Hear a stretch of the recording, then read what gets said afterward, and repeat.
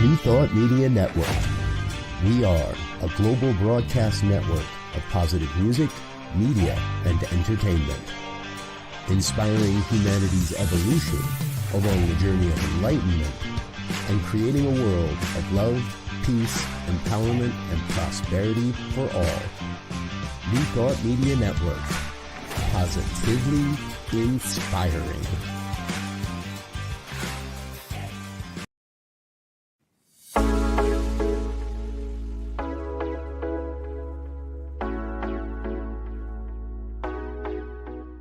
What if the person you think you are is just a fraction of who you truly are? What if years of conditioning and surviving in a challenging world have left you clinging to strategies and beliefs that mask your truest nature? I'm Catherine Duca, psychotherapist and self-esteem coach, and you're listening to Who Do You Think You Are? A show that looks beneath our psychological masks and uncovers our profoundly messy, beautiful, brilliant, tender-hearted essence. Join me as we go in search of the hidden power of our true selves. I'm so glad you're here. I am so glad you're here, and you know that by now. Welcome. Welcome to Who Do You Think You Are? A podcast dedicated to helping you learn how to have the highest regard for yourself, how to live from a place of genuine self-respect and self-love, and how to make yourself a priority in your own life. Meet me here each week for curated tips and strategies designed to help you drop your psychological masks, connect with your truest essence, and simply live life more easily. Why? Because we know that when we approach life in this way, we naturally and effortlessly and organically, and often without saying a word, have more room, more generosity, and more love for others. And listeners, dear listeners, when have we needed that more? I am so glad you're here. So I want to begin by making an announcement at the top of the hour.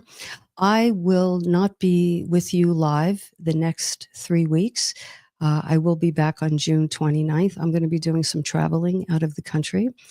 And it's a long shot, but if technology holds up and if I can manage the time difference, I may do something from, I'll be in Italy actually, but I'll be in the countryside, so I'm not sure about the internet. But if I can and the planets align, I would love to speak to you from there. In the meantime, I have pre-recorded some very interesting shows that will be on in this little hiatus, 2 of which are with someone very close to my heart. She is a dear, dear person.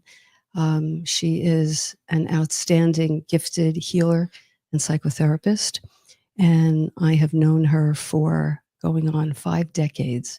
She is my life partner, my spouse, Dawn Freed. So Dawn and I recorded a 2-part conversation. I won't call it an interview, though I actually learned a few things about Dawn that I didn't know. Not a few things, maybe 1 or 2 things that I didn't know. Sometimes you have to do a live podcast in order to learn about someone. And we got into a very interesting conversation about how each of us got into this work. People seem to ask us quite often, how we got started. Do we like what we do? The brief answer is no, we don't like what we do. We love what we do. We are passionate about what we do. So we talk about that, but we get into interesting things like, how do we handle our own stress when we are working with clients? How do we handle triggers when we are triggered during a conversation with a client right then and there? How do we handle that? What do we do and what goes through our minds when things seem pretty bleak and hopeless with a client, as can sometimes be the case? We talk about the intersection of psychology and spirituality and how each of us brings spirituality to our work. Now we talk about those things and so much more. So tune in. I think next week will be a best of. And if you have a suggestion of an episode that you really liked and you think others would benefit if it's rebroadcasted, please let me know. Just email me at Catherine@catherineduca.com. I'd love to know.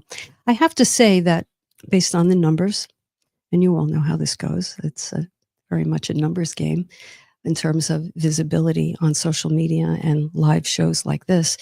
The show that I did on the mask of I'm Fine, that seems to have been the most popular broadcast to date. I've been doing this since last November. And that suggests a few things. You know, in that show, I talked about how we wear, many of us wear the mask or the facade of everything is okay. You know, no matter how I feel on the inside, I project this image of I'm fine. And while sometimes that's okay, you know, we all put our best foot forward. Um, it is when we feel compelled to wear that mask. It is when we would no more dream of really letting someone in and letting someone know how we're really doing. That's when issues can occur. So that seems to have been a very popular show. I think a lot of us are walking around with that particular mask. So hopefully that conversation was helpful to you, listeners, to look beneath that mask and tap into and harness and embrace the gifts. Yes, I say the gifts that lie beneath our masks. So that's it. But I'll be back with you live on June 29th for what I think will be another compelling and interesting conversation. But tonight, in light of the fact that we won't be meeting live for the next couple of weeks, I thought that we would do a sort of check-in. You know, those of you who've been listening to the show since the beginning, or I guess hopped on at any point, you know by now that the name of the game here is self-love. Self-love. We talk about all things that have a bearing on improving and enhancing and deepening our personal well-being. And we talk about that at the bottom of it all, when we are good to ourselves, not in a small, self-absorbed, me kind of way, but in a way where we honor ourselves and we take genuinely good care of ourselves, what happens? Well, we're not frustrated. We're not as frustrated. We're not as resentful. We're not as pent up. And guess what?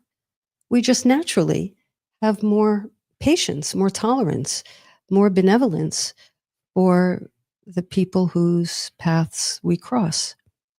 And I think that is really a beautiful win-win. So self-love just cannot help but radiate outwardly, and that energy cannot help but touch others in a positive way. So this is why we talk about self-love on this show. And I'm just glancing over. Let me say hello to those of you who've joined us. Just Judy, good to see you. Welcome. Good luck with those planets and bon voyage. Thank you. Thank you so much. I hope they align. Still Bill, welcome. I still have the From Darkness into Light bead you and Dawn gave me. From darkness to light, you still have that. Bill, how long ago? How far back does that go? That is really something. And Claudia, good to see you, Claudia. Thanks for being here. Safe travels. Thank you. Thank you so much. So a check-in. Why are self-love check-ins important? Well, they're important for a couple of reasons. One, life all over the world, especially in this culture and especially on the East Coast where I'm from. Many of my listeners are from the East Coast, but of course not limited to this area, but has a way, the fast-paced life, the emphasis on go, go, go, accomplish, accomplish, accomplish, acquire, acquire, acquire, AKA the rat race.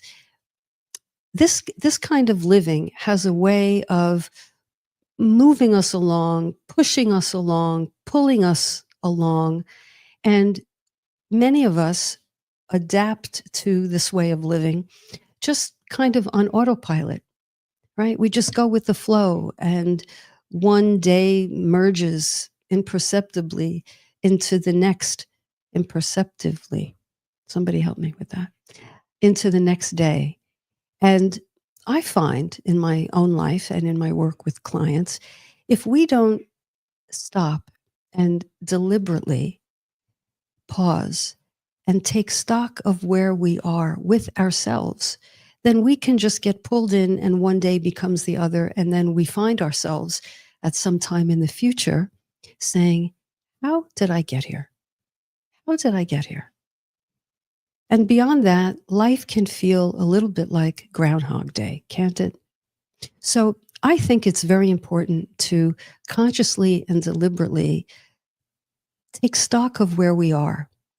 This is something that I happen to do on a daily basis. At this point in my life, I don't think I would know how to get out of bed in the morning if I didn't check in with myself.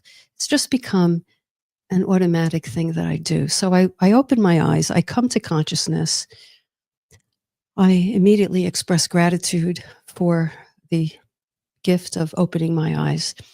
And oftentimes, though not every time, oftentimes before I check the news feed to see what's happening, I express gratitude for this day.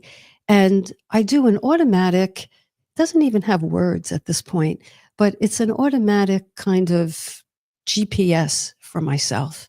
How am I doing? Am I nervous today about something? Do I have a client appointment that I imagine or expect might be especially challenging? Do I have something in my personal life? Is there something in my relationship? Or is there something somewhere in my life that has my attention? And I note what that is. And I try to organize my thought process around whatever issue that might be. Some days I wake up and I find myself feeling especially vulnerable.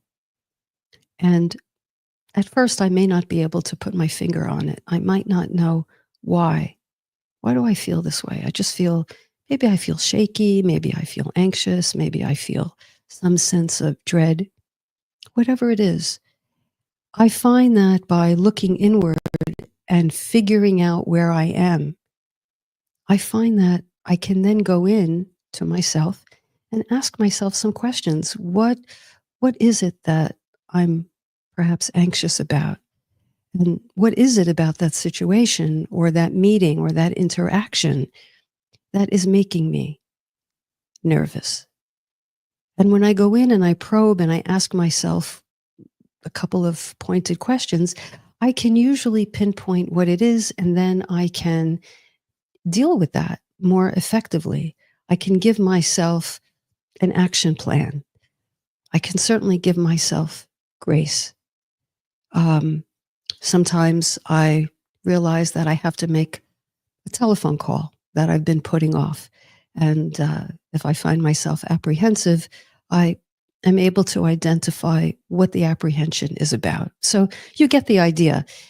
By asking ourselves, where am I in this moment, in this morning, as I come to consciousness, we'll be in much better position to catch ourselves and redirect our attention back to the present moment.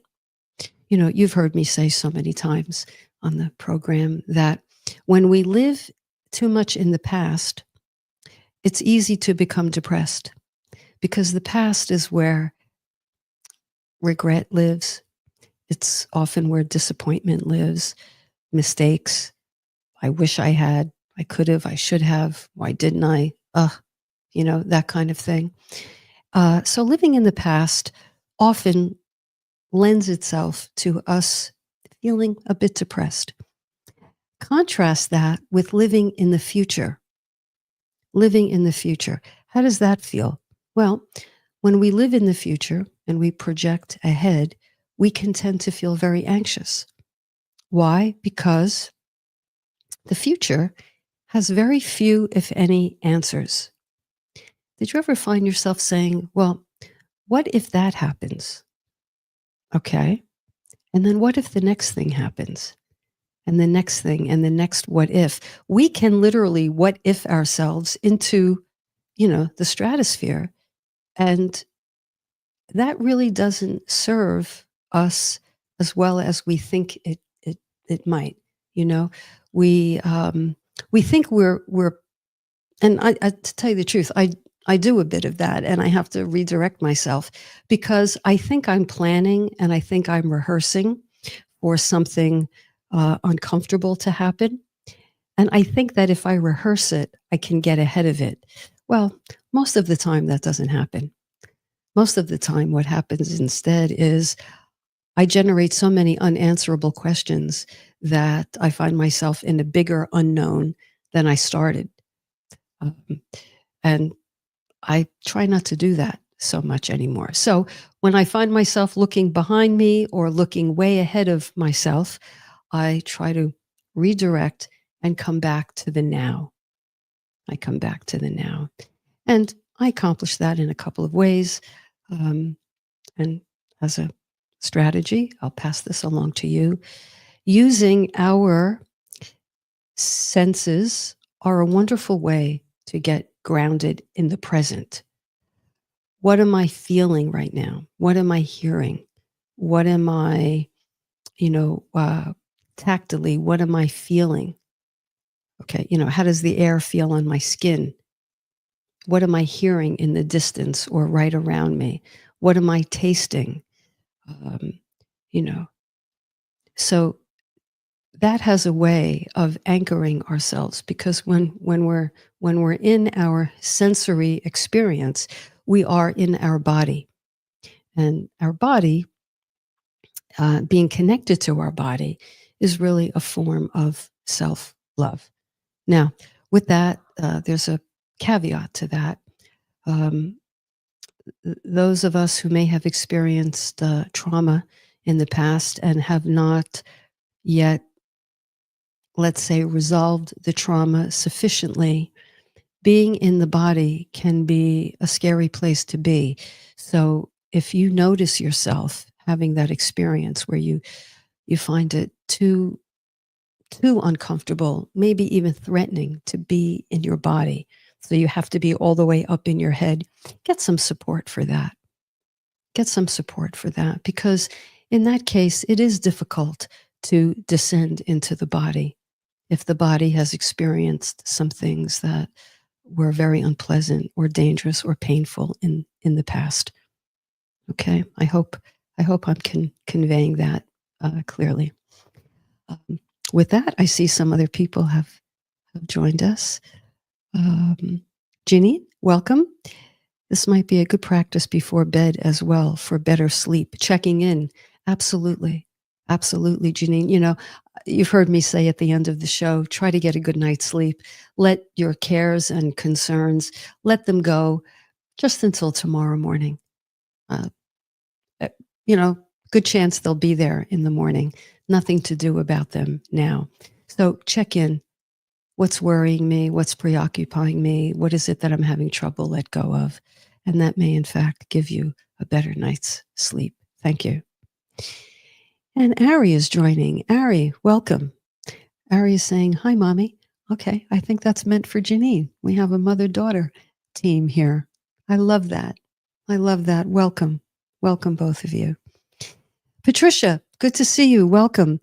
There is no fixing the past, but we have a shot at right now and possibly tomorrow. Yes, well, excellent point, Patricia. The nows add up to tomorrow. if we try to skip over them, we can overshoot the runway, can't we?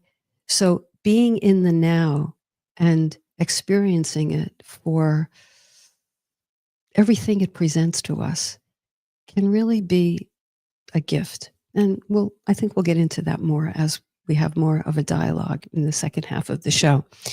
Okay, and just Judy again, we can't fix the past, but we can use lessons from the past to do better in the present. Yes, that's true. That's true. You know what that brings up for me, Judy? That reminds me of all the times, too many to count, where I thought I was confronting something or something was in my path that was very negative. I'll try to think of a specific example.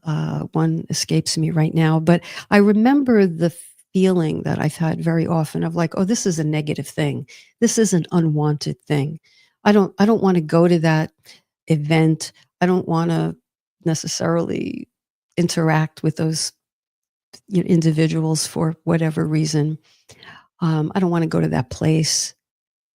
And wouldn't you know it, when I did, the unexpected happened. The unexpected happened. And so, Judy, apropos your point, what I've learned is not to necessarily believe everything I think. Because what I think is a projection into the future, and it may or may not be based on past experiences. But I can tell you what is based on past experiences, sometimes it wasn't so bad. Sometimes it wasn't so bad at all. And beyond that, many times it was really good. It was really good. There was an opportunity in that interaction. I met an interesting person, or, a person with whom I could, I don't know, have a meaningful conversation or some exchange that I could not have anticipated. And the thing I was scared of and wanting to avoid was actually something that benefited me. So I'm learning to remind myself, Judy, from the past and apply it to the present, that sometimes what has the appearance of negativity isn't negative at all, and in fact is a gift. So this all comes about from being willing to engage with ourselves, from probing, asking questions, being curious about ourselves. And what this really does for us is it deepens and improves our relationship with ourselves. That's what this whole show is about at core, improving our relationship with ourselves. When we wake up at 2 or 3 in the morning and we have a concern, maybe we didn't sleep as well as Janine would have us sleep, but something's gnawing at us. Whose voice do we hear at 2 in the morning? It's our own voice, right? Whose voice can't we escape in the middle of the night when all is quiet? It's our own voice. And this speaks to the relationship we have with our own selves, with our inner child, our unhealed child. Or maybe the child that is healing quite beautifully, but still needs our time and attention and consideration. And I'll tell you, the world at large, and certainly this culture, does not encourage. And in fact, it is not at all conducive to slowing down and looking within. So to do this kind of work, to deepen our relationship with ourselves, is really, I consider it swimming uphill or up, against the tide, right? Going against the societal pressures. Go, go, go, do, get, what happened to stillness? What happened to savoring? What happened to slowing down and being in the moment and, taking our time organically, being mindful, eating mindfully, speaking mindfully, choosing our words mindfully, doing everything mindfully. Yes, including the dishes, including the dishes. So let's go to one or two more chats and we'll take a short break and then we'll come back and we'll talk about how we know, well, how we can gauge our self-love practice, how we know if we're moving the needle, and how we know when we're off. So let me just go back to Claudia. Claudia says, true about dwelling about past events.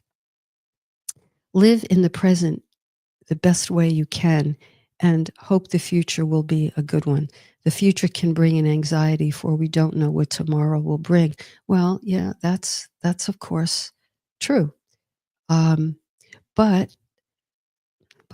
we have the invitation to navigate the unknown, which is actually oftentimes just replete with hidden opportunities.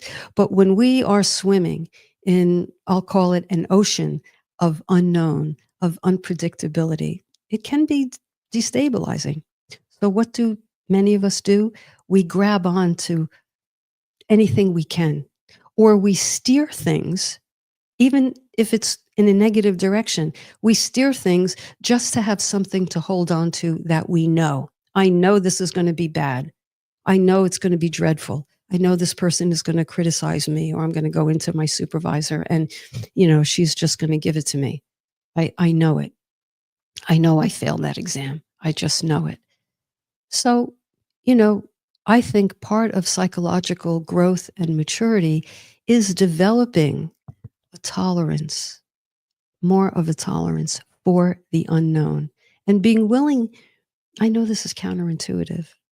I do know. But the more you play with it, the better you get at it and the more benefits you reap. Like, well, it's possible. Just remind yourself, it's possible that in this ocean of the unknown and uncertainty, I can learn how to swim.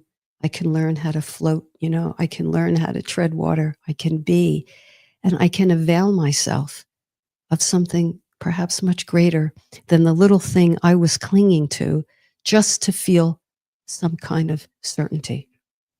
You with me? I think you are. Okay. I want to say hello to Marcy.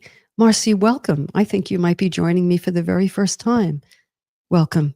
You say it's hard to be still when you can't turn your brain off. Well, yeah, it's impossible to be still when you can't turn your brain off. So what I like to say is I never try to turn my brain off because it's too difficult. I try to give my brain something else to think about, which is, even though I have anxiety in the moment and I can't stop my thoughts from running, I choose to take a deep breath right now. I choose to be willing to be in this present moment. Even though I'm worried about something that's going to happen tomorrow and my thoughts are racing and I cannot stop them, that's okay. I'm willing to take a deep breath right now. And our nervous systems being what they are, the parasympathetic and sympathetic and all the rest, we can't take a deep breath, which slows us down, and have a racing mind at the same time. Those two things are mutually exclusive. So what we can do, Marcy, is remember to take that deep breath. Okay. We can't say don't do this. If you're nervous, oh gosh, I remember one time I was giving a presentation. This was a long time ago in my career. I don't know how many people were in the audience, probably close to 1,000. I was a young therapist. There were people from all over the country paying good money, and I was paralyzed with fear. I don't know. I just was. Oh my God, I'm not going to do a good job. They're going to judge me. And someone said to me, I felt my shoulders, completely tense. I was like a mannequin. And someone said, Kathy, just loosen up. Just loosen up. Ah, that person was very well meaning, but that's really lost on an anxious person, just lighten up. What are you anxious about? Everything's going to be fine. It's hard to take that in when you're nervous. So you have to give yourself something else to think about. In this moment, I use my senses to get here. I plant my feet firmly on the ground. I feel the floor beneath me. I feel the chair under my tush. I feel the temperature of the room, and I take a deep breath, and I'm here now. Because in this moment now, things are not terrible. In the anticipatory movie that my mind is running, things are terrible. But in this moment, right now, when I look around, things are not that bad, and I can slow myself down. So, Marcy, I hope that helps. Okay. Bill, I used to think that bad events, quote unquote, bad events were going to be the end of the world. They weren't, Bill. And you're still here. Well, you're still Bill, aren't you? You're still here. Yeah, that's what I mean. Thank you for all of these comments. Really, you make this time much more interesting for me, and I hope you feel the same. Let's go to a quick break. When we come back, we'll talk about what gets in the way of our self-love practice, those telltale signs that we can notice and use to redirect. Get yourself a beverage, refresh, digest this, and I'll meet you back in a few minutes. You're listening to Catherine Duca on Who Do You Think You Are? Stay with me.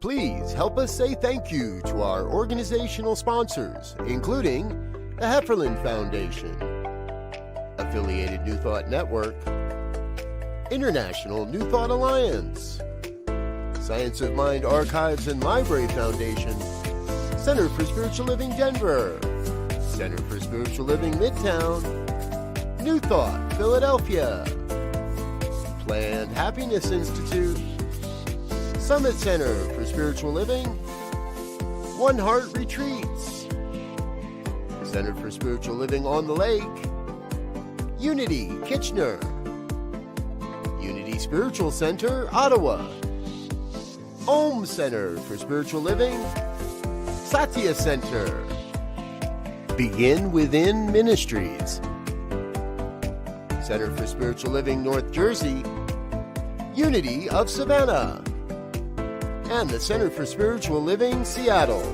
as well as all of our individual donors. Thank you for being part of the New Thought Media Network. Please like, share, and subscribe. New Thought Media Network, positively inspiring.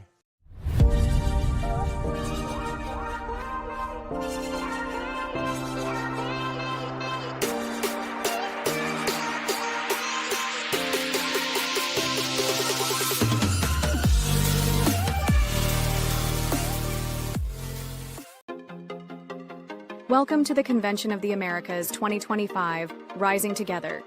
Join us for a truly bilingual retreat experience on the shores of the beautiful Lake Chapala, Mexico.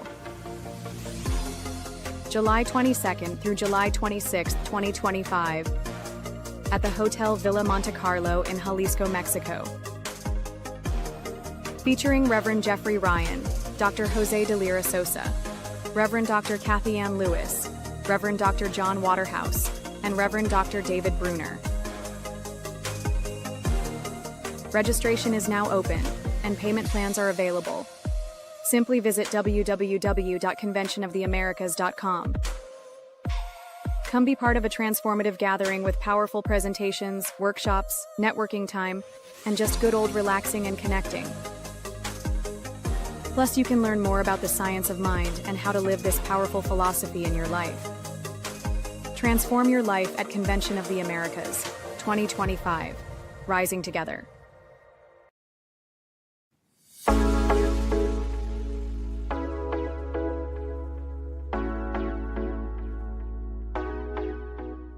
What if the person you think you are is just a fraction of who you truly are?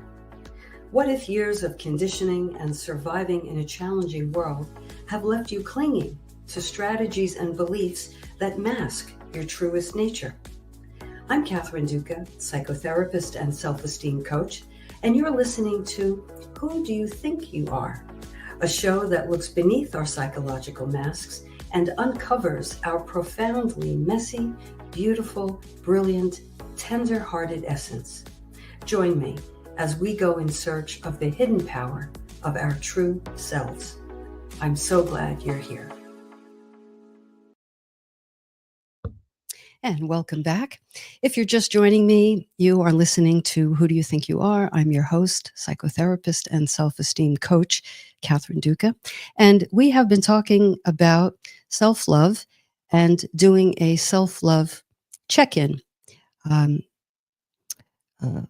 giving ourselves the opportunity to see where we are with our own self-love practice. And I'm going to run through some telltale signs, maybe not telltale, maybe they're very obvious signs that can indicate to you that you are or aren't quite where you want to be with your self-love practice. So let me talk about this. I think the biggest thing that changes, the biggest thing, the strongest thing, the most significant thing that changes when we start to love ourselves more, respect ourselves more, take care of ourselves more, is we are less reactive to other people. Less reactive. What do I mean by that? Well, we don't fly off the handle. We don't devolve into snarkiness or sarcasm or hostility. We neither react, or let me say overreact, outwardly, nor do we do so inwardly. You know, some people look very serene, right? And I mean, there are very serene people, but there are those among us who look serene, but what's happening is their reactivity or overreactivity or let me call hyper reactivity, I think that's a better term, happens on the inside. So this is when we internalize the reaction that we're being very careful does not leak out. So internally, we may be fuming. We may be, gnashing our teeth inwardly, privately, secretively, holding resentments. And when that happens, we've kind of lost, I think we've lost our bearing. I mean, this has happened to me countless times, and it actually still does. But the beauty of doing this work is that as you love yourself more and afford yourself more compassion and afford other people the same, you have less to get worked up about. Because the more you understand yourself and your own masks and your own reactions, you can understand that oftentimes they come from someplace in your past. Someplace in your past. And what happens is you have this interaction in your present day and you transfer, in fact, it's literally called transference. You transfer the problem you had with someone in your past, you transfer that on to people in the world today. You transfer that on, or project, that's another term, project that on to the person standing right in front of you. And when we overreact like that, what we're doing is we're making that person pay for whatever we lived through with someone else in the past. That's why it's so important to take a look at the past and look at people who've triggered you. Look at people with whom you've had an uncomfortable past and try to, in understanding that, shrink that down so that you can be in a better position to evaluate the interaction you're a part of in the now. We make things very loaded for ourselves when we utilize this phenomenon of transference. So back to self-love check-in. Do I get as triggered as I used to? No, not so much. I'm understanding that person is just doing the best they can, and I'm doing the best I can. So I'm going to give that person grace. All right. As I give myself grace. That doesn't mean you don't ask questions. That doesn't mean you don't clarify things. That doesn't mean you don't disagree, but it's the way in which we do those things. You know, do we have an edge? Do we have kind of a bite, if you will, to our tone? Sometimes you can hear people in the words that they're saying might be sweet, but there's a bite to it. And, you know it when you know it, and nothing can talk you out of that. So, am I less reactive? Because if you are, that's an indication that your self-love practice is deepening. And that's a good thing. All right. Another one is, blast from the past, of course, but ongoing. Self-criticism. Tune into the voice in your head. Tune into your own dialogue. Are you name calling? Are you being so impatient with yourself? Self-blame, self-criticism. Are you hurling insults at yourself? I'll tell you, one of the privileges of being a therapist, and you can imagine this, is to be let in to the intimacy of someone's inner dialogue. And when I hear people who are not only curt with themselves or snippy or snarky, but actually cruel to themselves, it's so painful. It's so painful to witness that. And I know if any of you listening heard someone else do that to themselves, you would be pained on their behalf. I know you would. And so to other people, you are the other person. And if you're talking about yourself in critical tones, they're going to be pained for you. So listen to that inner dialogue and try to soften it. It's okay not to know the answer. It's okay to make a mistake. It's okay, Now listen, I said to someone the other day, we were having a conversation, corporate attorney, and she was in charge of, transferring,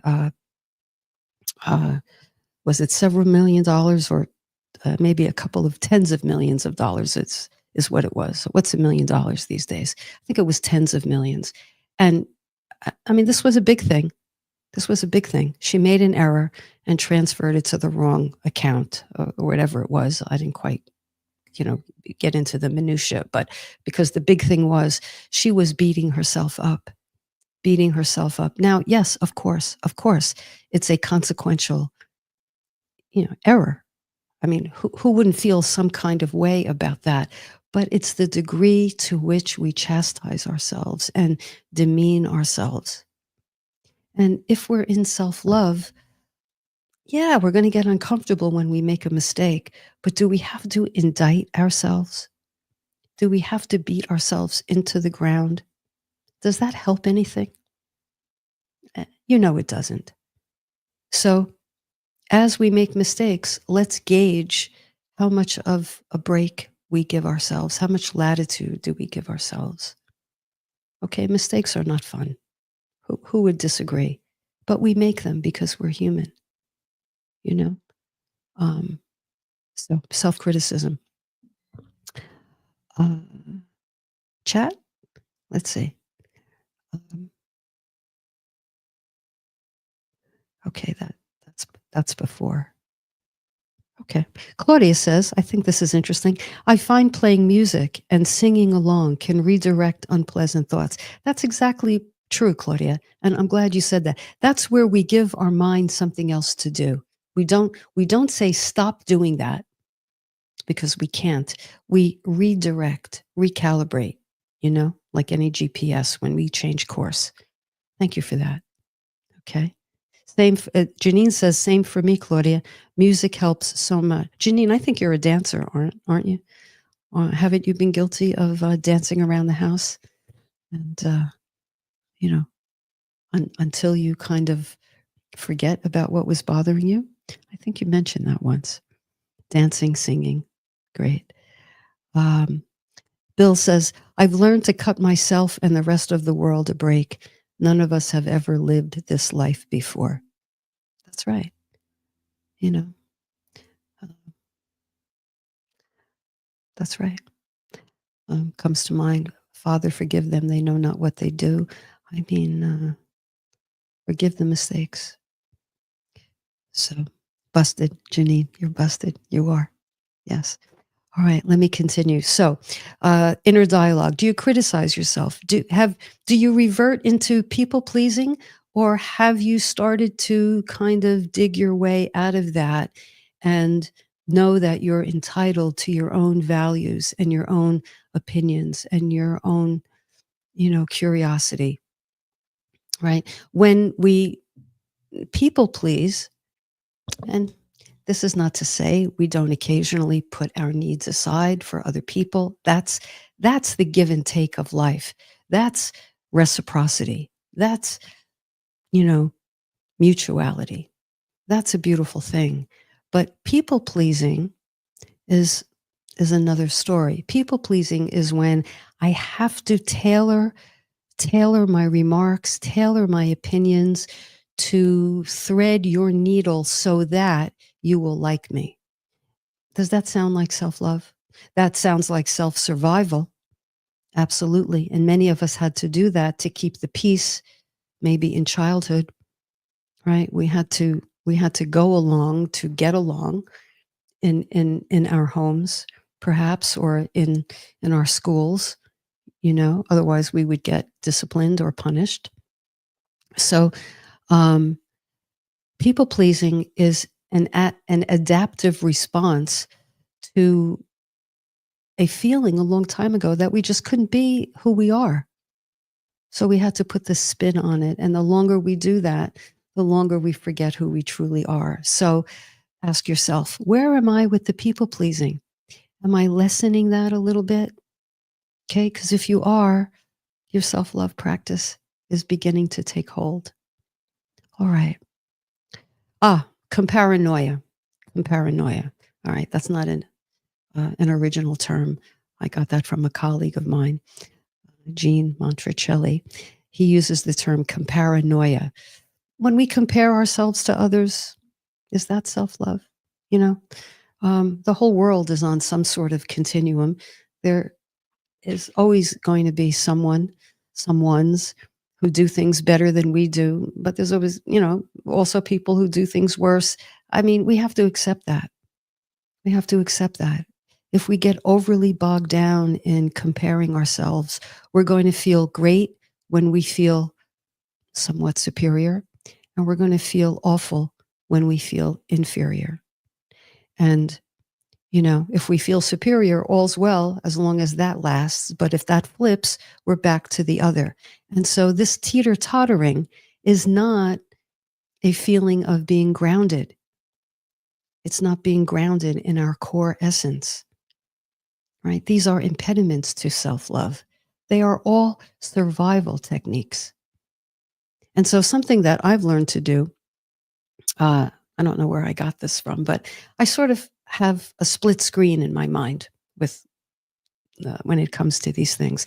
And on one side, I have how my people-pleasing response would be, or how I would compare myself and how that would be. And I contrast that with, what would it be like? I love asking myself that question. What would it be like if I could experiment with daring to be myself, even if it's a bit of an unpopular view? If I dare to be myself, if I dare to say no to you, nicely, politely, I wish I could, but it doesn't work for me right now. Gee, I'd love to, but some other time. Or I have to tell you, I don't have the bandwidth right now. Or I wish I could, but I can't give this the attention it really deserves. I'd love to, but I don't want to do a rush job on this. There are lovely ways to decline. And if we dare to say no, instantly, we are in our own integrity.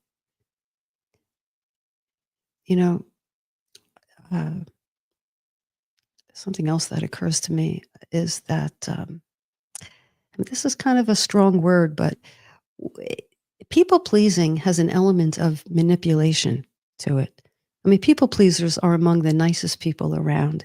But when I say manipulation, I mean those of us who people please steer the outcome so that the other person will like us.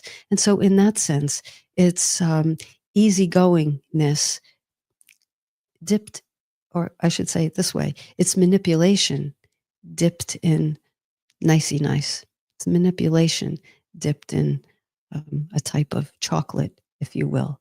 So, if you're people pleasing a little bit less as a result of these conversations and any other work that you're doing, congratulations. You're loving yourself more actively. Because the idea is self-love is not a hallmarky thing. It's not a cliche. It's not a bumper sticker. It's not a platitude. The more we can embody self-love, walk this earth like we are a friend, as if we are a friend to our self, we give other people permission to do the same, and things get a little bit lighter. So I just noticed Michelle Vallone has joined us. Welcome, Michelle. I have found that the more I have embraced my no and reduced my people pleasing, my overall circle has shrunk, and I'm okay with that. Oh, well, okay. That's a very interesting point, Michelle. I'm glad you brought that up. Yeah, there are people who are out there doing the best they can, but they tend to love agreement. And agreement is different than support. Agreement is sometimes different than honesty. So if I'm in an interaction with you and I'm in my integrity and I'm trying to people please less, I'm going to look for my no when my no comes up. And if the other person objects to that, well, first of all, I have to give the other person time to get used to my newfound way of relating, because I would say I've broken them in. Michelle, see if you agree with this. I've broken them in that I'm a yes person and I agree with everything they say. I've broken them in. So now if I change the drill, well, understandably, the other person may not like it, but maybe with a minute's reflection, or maybe with our saying, you know what, I know I used to say yes to everything, but I'm starting to reevaluate that because it doesn't work for me. It depletes me sometimes, and I don't really feel authentic. Sometimes with a little explanation, the other person might say, I never thought of that. Maybe I'll have what you're having. But sometimes they don't. And sometimes the circle shrinks. And sometimes, what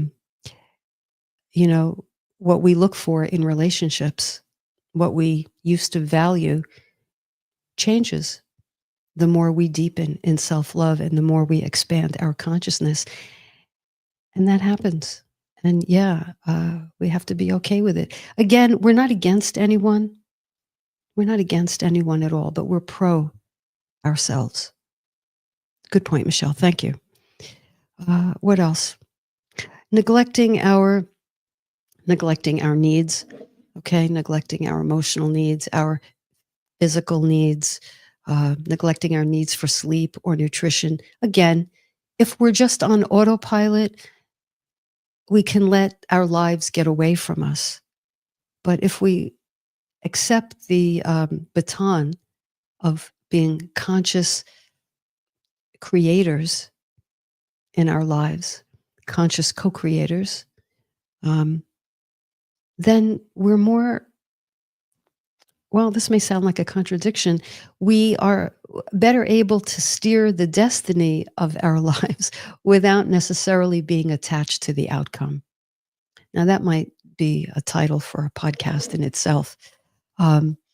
When we prematurely steer things just so we can feel a sense of security, oh, I've got something in the hand, even if it's negative, that's not very much a self-love practice.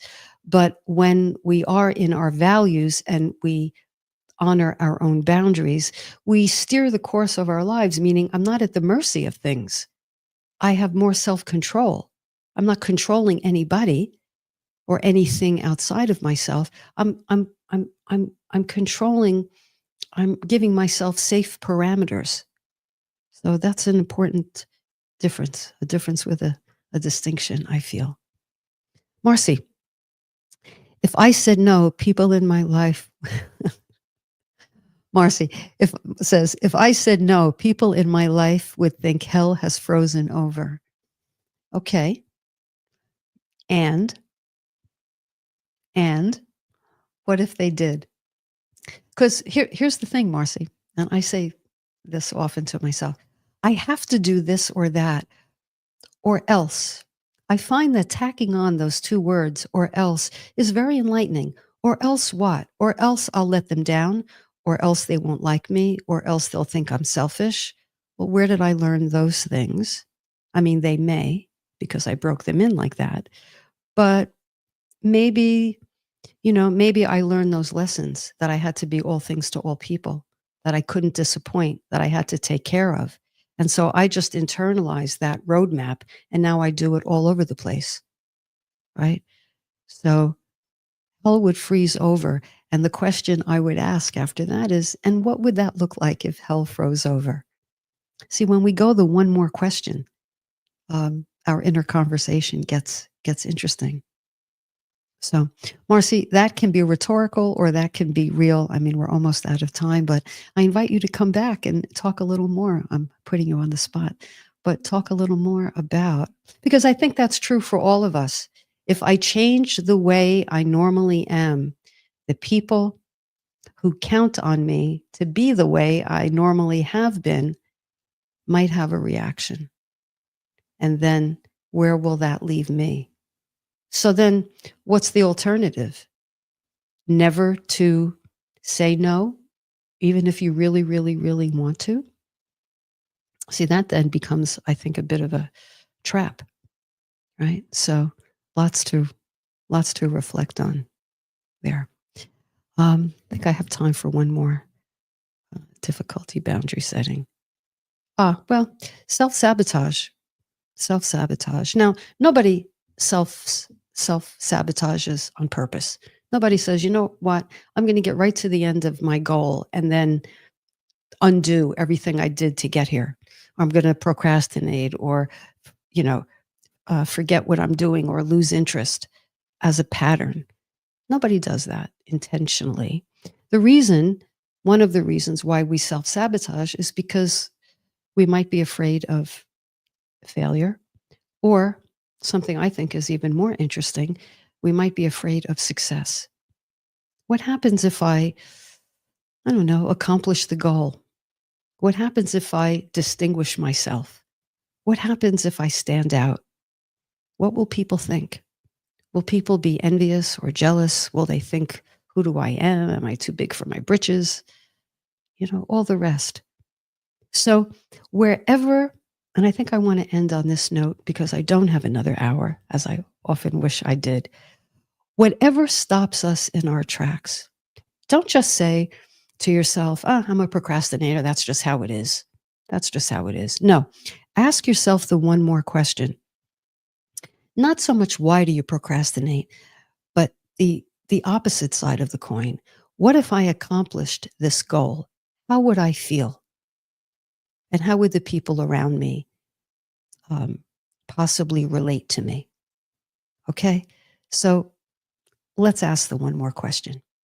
All right, I'm going to do a whole show on self-sabotage one of these days soon. But I see that I am just on the button, so I have to go. Thank you, all of you in the chat. Thank you so much. Interesting, compelling questions. Thank you to everyone who is listening and who will be listening. And a 3-week hiatus, but excellent, what I think are excellent, compelling recorded conversations. And I will be back. I will be back on June 29th if I don't do something from Italy, where I will be. So I wish you all self-love. Keep doing this work. Keep taking care of yourselves. keep knowing that your well-being is the most important thing there is. And the more you clear these blocks, the more you will connect with the all of the all, unlimited resource, unlimited intelligence, unlimited love. And you can look forward to radiating and emanating more of that and feeling better. Dear listeners, wide receivers, I love you all. Take good care. I'll be back in a few weeks. You're listening to Who Do You Think You Are on New Thought Media Network. Good night.